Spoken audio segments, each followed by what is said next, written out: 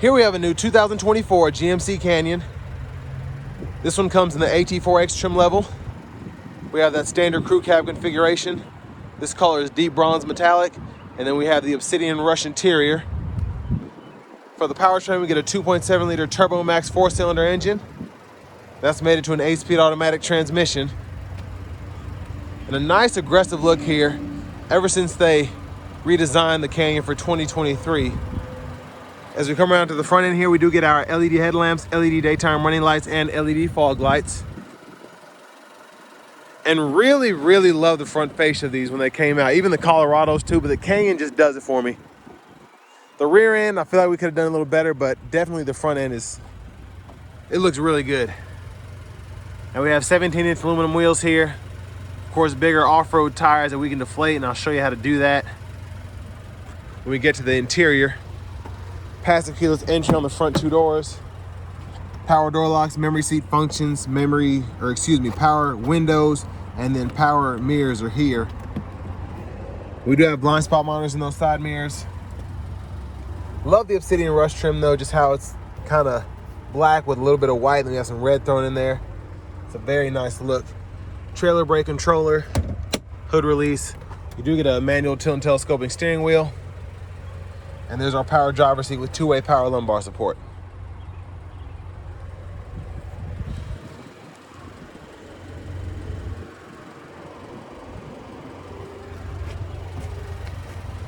But I have that seat up front adjusted for someone of my size, being 6'3" with longer legs. I tried to make it perfect to make as much room behind myself as I could. So there's no room for air with that front seat. But getting up here, it's a step up. That's the leg room, so not awful. Usually I have my seat like that, and that's my leg room, but you're actually able to pump the seat up quite a bit. So I'm just, even with the sunroof, my head's probably about right there. So only about to have an inch or so of headroom there, but it makes it work. There's a view of the front. Bottle holders here. Rear AC vents are down there. See if I can brighten that up. And then you have a USB-C, USB-A charge port, and a 3-prong, I believe 120 volt plug-in right down there. And in the middle seat, you can fold that down. And you have 2 more bottle holders there. So tons of places for cups, especially for this to be a smaller truck. Let's go ahead and make our way towards the back. You can pull up here, and I have to do it with my knee, but you have a little storage space underneath there, the jack and such.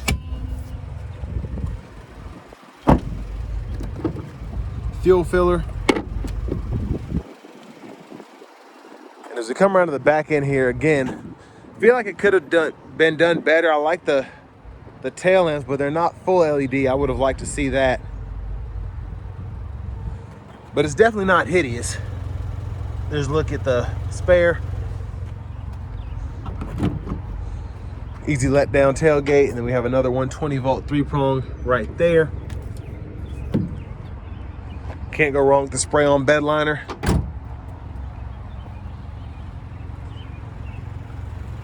And we do have the rear park assist back there. I want to give a big shout out to Chevrolet Buick GMC of Murfreesboro for letting me review this truck. I'll make sure to leave info in the description. But there's a front passenger seat, similar adjustability.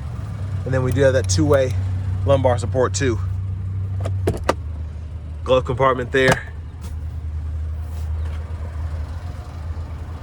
And then to the window sticker, it's a quick look. And then our sticker price is $57,390. Basically, we just have the deep bronze metallic and then the sunroof as options there. But let's take a quick look in the engine bay. Sorry if there's any wind noise coming through. It's about to start raining here in a minute. But 2.7 liter Turbo Max 4-cylinder.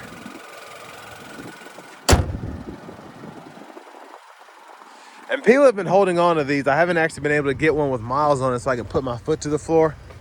But I'll try to do that if I can find one that has maybe 15,000 miles, something like that, after a while. Let's go ahead and hop in here. So leather wrap steering wheel. There's the horn. Now over here we do get this newer 11-inch screen that came with the redesign, especially on the higher trim levels. So for audio, we get AM, FM, XM radio, and then we also have our Bluetooth audio, wireless CarPlay, wireless Android Auto compatibility, and then with the Google Assistant, we have Google Maps, Google News, Alexa, and Google Podcasts. So tons you can do here. Now this is where we can go ahead and deflate the tires for certain situations. And you can start that there. Controls, fog lights. You do get a heads-up display here, so you can go ahead and toggle that there. Brightness, height, rotation, all of that. And then you can put the camera, traction control, high beams. And then you can go into your actual lights here if you want to fool with any of that. So everything's in the screen. It's actually pretty easy to use without being cumbersome, I guess. So there's a lot that you're looking at, but once you go into everything kind of makes sense. It's not like in some Mercedes or BMWs you go and you don't know what you're looking for and then you don't know how to find anything. All of this makes pretty good sense, I think. Dual zone automatic climate controls are there. You can use a touch screen. You also have buttons down below for everything, which is great. Heated cool front seats, 3 stages. And then your vehicle status, you can go in here, you get a nice animation and it'll show you oil life, tire pressure, brake pads, all of that. So again, just tons that you can configure there. And then here in your settings, you can go vehicle settings, teen driver, rear seat reminder, and buckle to drive. Always nice to have that. And then go into your system settings if you want to change your language or your units of measurement from US to metric. Backup cameras there, guidelines follows. You turn the steering wheel, front cameras there, curbside views, just tons to look at. And then down here, USB-C, USB-A, and then a wireless charging pad. Now over here, we have our aux switch, lane keep system, auto stop, hazards, differential locks. We can lower all the windows. And then for the shifter, reverse, neutral drive, and your limiters there, and you can toggle what gear you're in. And in the middle, at the bottom part of the gauge cluster, you can see that. And that's a better picture of the Google Maps system, so I don't have to go through all the prompts and whatnot and the subscription settings. So it's nice to just see that there. That shows you how cool the actual picture is, whether it's on the screen or if you have it here in front of you. Now your drive mode you can go through by turning this knob here. You have off-road, tow haul, terrain, Baja, and then normal. And then your 4-wheel drive controls by hitting the side there, you can toggle that. Electronic parking brake, pull up to engage, hit the brake, press down to disengage. 2 more bottle holders. Center console cubby space with a removable tray. And then we can tilt or slide the sunroof back.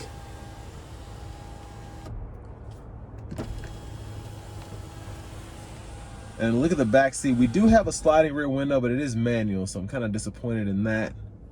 Would have liked to seen a button right here, but vanity mirror. And behind the steering wheel on the left side, track list and radio station presets can toggle, and then on the right side, volume up or down there. Windshield wiper controls, intermittent low high, high beam toggle there, flash, and then we can hit the button on the side here, push it all the way in for the front wiper fluid. Cruise controls here, gap for that, and the adapt and the forward collision alert, excuse me. You can just adjust that there. So it only goes one way, which is weird, but and then cruise control can be set there, cancel. We do get a heated steering wheel, so we can toggle that there, and then we can go through our different menu options here just by hitting that button. So pretty neat, and the graphics are fantastic on the screen and on the gauge cluster. Now hit this audio button, you can go through the audio sources here, and when applicable, this is a scroll bar. We can use it to kind of okay as well by clicking it. And then Bluetooth buttons are here. You can use this as a mute as well. And then the voice recognition is right there. Quick zoom in on the heads-up display. push button start. Of course, we have that Bose sound system. Finally, here's the key fob with remote start. But we're still gonna drive this a little bit. Let's go ahead and take this 2024 Canyon AT4X out on the road for a test drive. So starting the test drive in this AT4X, of course, with it being an AT4 variant, it does sit up higher than the standard Canyon. But what I like about this is it doesn't feel as much of a, I don't feel like it's lifted as much as the typical Sierra AT4s and AT4Xs. Of course, this is a mid-size truck as opposed to a full size, but it still feels more maneuverable, and I don't feel like there's that much of a difference driving this as opposed to just a typical Denali or an Elevation, something like that.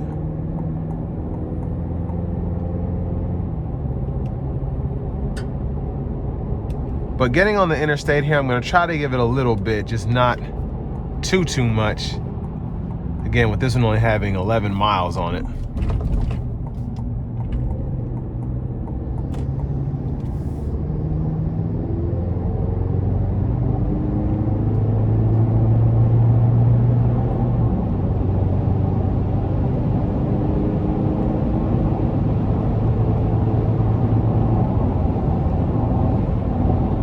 Still gets up pretty quickly without giving it full throttle. Now I have the adaptive cruise on here. And honestly, the ride quality is much better than I was anticipating. I can still feel the road, but when I hit bumps, it doesn't jar me as much as you'd expect in a truck like this. Now this is only rated to get 17 miles per gallon city, 17 highway. Factor in the turbo 4, the lift, the weight, and all of that. And unfortunately, that's the best fuel economy you get here. But I will say I find these more fun to drive than the V6 or the 4-cylinder in the older Canyons. Now it's a turbo max, but still.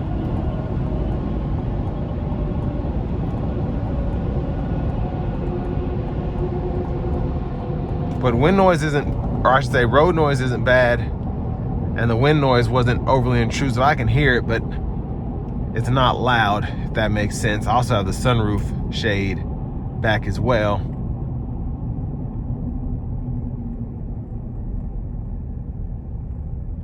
And then we do get auto stop as well. Now for this price point, I do think it is a bit steep for this truck, but I mean, it's really just for all that you get here. The price itself is not overly expensive for an AT4X, but almost $60,000 is a lot of money.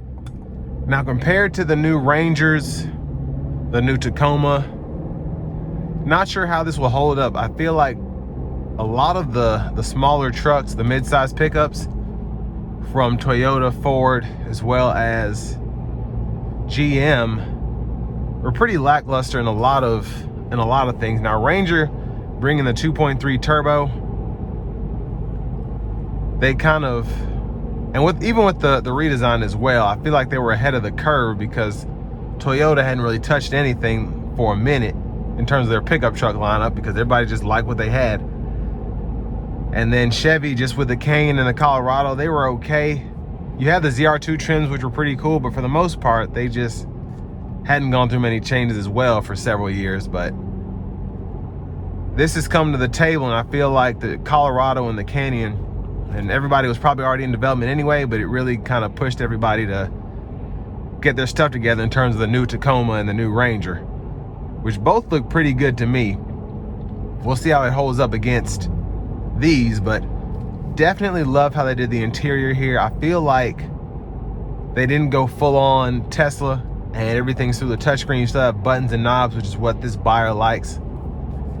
And it's still, with the Turbo Max, something that I feel more attached to, if that makes sense.